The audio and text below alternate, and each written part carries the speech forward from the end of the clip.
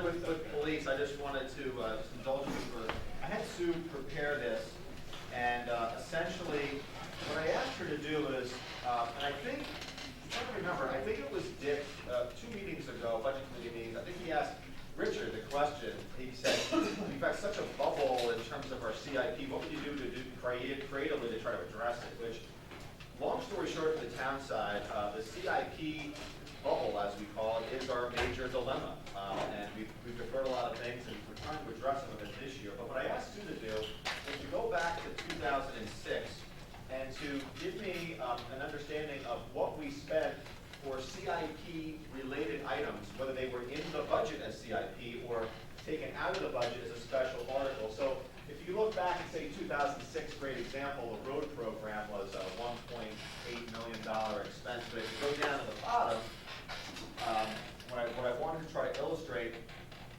is, I'm going to try to show you the bottom line numbers.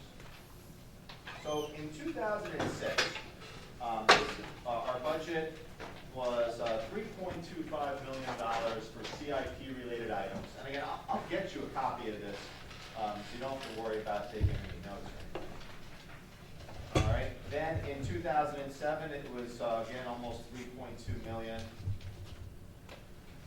and then $3.6 million.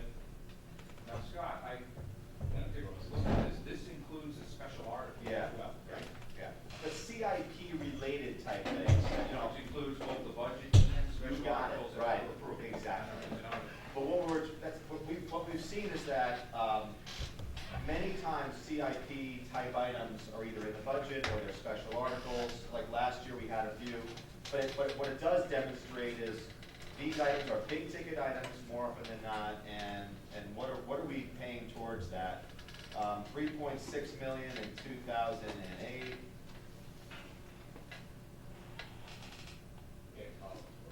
What? You have columns frozen. Can you hear it? You have columns frozen. That Stays on 6, 7, 8. There you go. Scott, Yeah. in 2006 and 7 that you're showing, did Yeah. all of those pass? Yeah. Yeah. Those would pass, it does not include bond articles because that would distort it too much. So there were also bond articles. And I'm going to get you copies of all right? So then And now, did they pass in 2010? I'm going to show you. Okay. So now as we go down to say 2009, 2010, our bottom line was 3.2, 2.6, 2, and then last year was 2.4. All right. This year we're proposing 3.5. So we've kind of historically spent over $3 million over the last, say, 5 or 6 years. Last year, what was approved CIP type items was about 2.4. And what you've seen, if you can look from here, over the last, we went from 3.6. Again, you mentioned this in the hallway. You know, we have to adjust for economic times. You know, 3.6, 3.2, 2.8, 2.3. Steady decrease, and basically we've been deferring and trying to do what we can do, but we're at a point now where we can't work magic that much longer, and we need to have some of these expenditures again. So now we're up at 3.4.